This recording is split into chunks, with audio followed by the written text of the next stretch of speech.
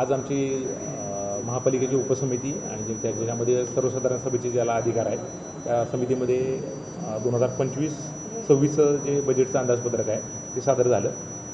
याच्यामध्ये प्रामुख्यानं आम्ही कोणतीही दरवाढ केलेली नाही आहे आणि साधारणतः एकूण 776 कोटीचा आमचा जो स्वत उत्पन्न जे आहे ते आम्ही प्लॅन केलेलं आहे आणि एकूण अनुदान कर्ज मिळून जवळजवळ 1293 कोटीचा आमचा हा जो अर्थसंकल्प आहे तो आम्ही सादर केलेला आहे।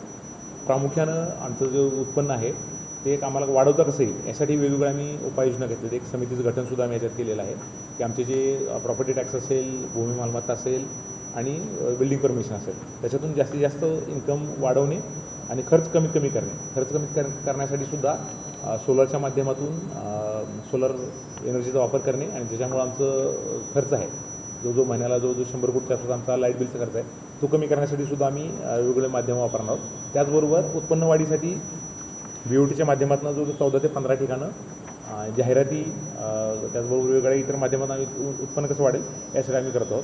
त्याचबरोबर आमचं जे पाण्याचं जे डिपार्टमेंट आहे त्याच्यामध्ये इलिगल कनेक्शन्स डिटेक्शन करणे आणि बऱ्याच वेळा तिथं त्याच्यासाठी एक आम्ही water line leakage detector machine म्हणजे ज्याला रोबोट असं म्हणतो तर इतर 2-3 महापालिकामध्ये हा केलेला आहे आणि अतिशय चांगला फीडबॅक आहे ते सुद्धा आम्ही घेत आहोत। त्याचबरोबर इंग्रजी माध्यमाची शाळा आमच्या महापालिकेच्या 2 शाळा आम्ही पुढच्या एज्युकेशन इयरमध्ये ह्या आर्थिक वर्षामध्ये काढताना त्या आर्थिक एज्युकेशन इयरमध्ये जे परमिशन घेतली जाईल आणि त्यानंतर ते आम्ही सुरू करण्याचा प्लॅन करत आहोत।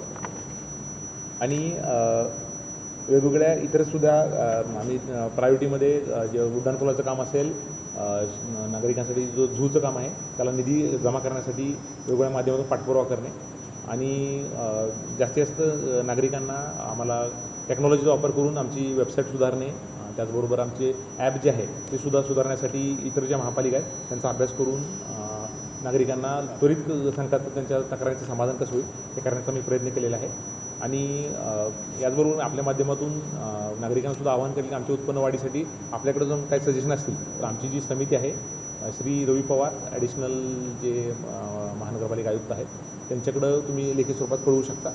आणि खर्च कमी करणे दोन्ही अँगल आहेत, खर्च कमी करणे आणि उत्पन्न वाढीसाठी तर आपल्या माध्यमातून सर्वांना मी आवाहन करतो की त्यांच्याकडे तुम्ही लेखी किंवा ईमेल जे असेल त्यांच्या माध्यमातून आम्हाला कम्युनिकेट करू शकता आणि आपला जास्तीत जास्त लोकांना चांगल्या सुविधा देण्यासाठी जे काही बाबी लागतील त्यासाठी आम्ही प्रयत्न केलेला आहे।